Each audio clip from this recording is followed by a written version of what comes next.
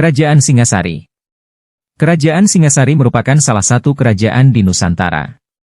Kerajaan ini dianggap sebagai salah satu pengingat terkait historis kemaritiman di Indonesia. Sejarah Kerajaan Singasari.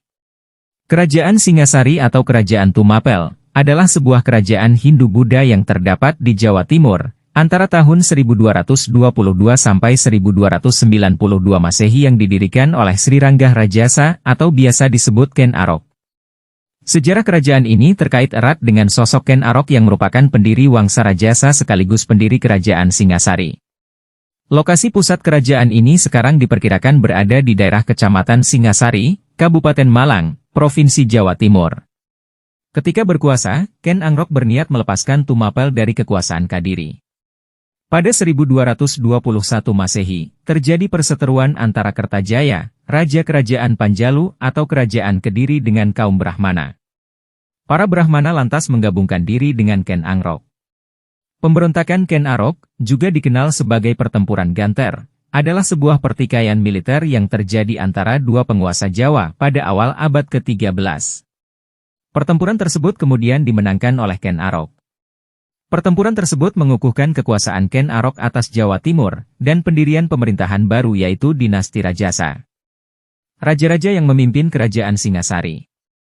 Ken Arok tahun 1222 sampai 1227 Masehi. Anusapati tahun 1227 sampai 1248 Masehi.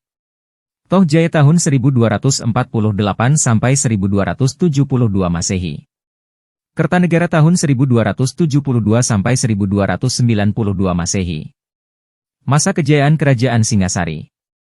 Raja Kertanegara merupakan penguasa Singasari yang paling terkenal.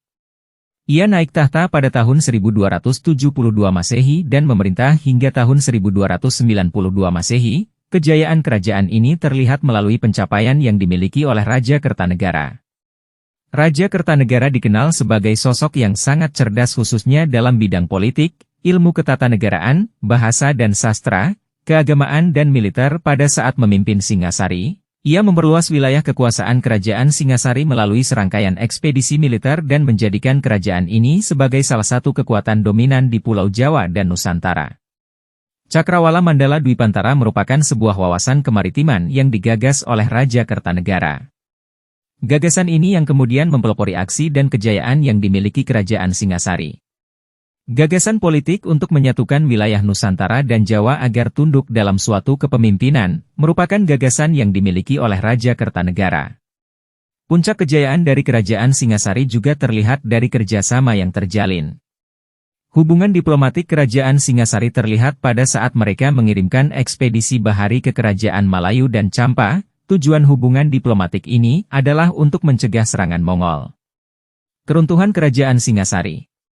Keruntuhan Kerajaan Singasari ditandai dengan kematian Kertanegara yang merupakan raja terakhir dari kerajaan ini.